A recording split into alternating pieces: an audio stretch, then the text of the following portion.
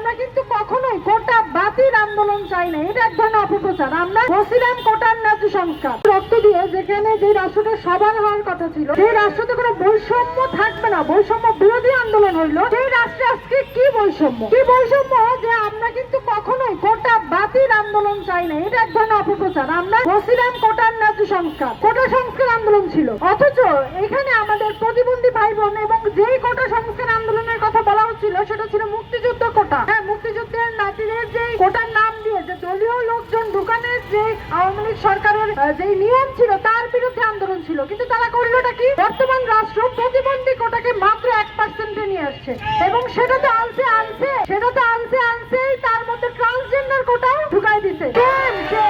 এই বাংলাদেশকে আমরা দেখতে চেয়েছিলাম?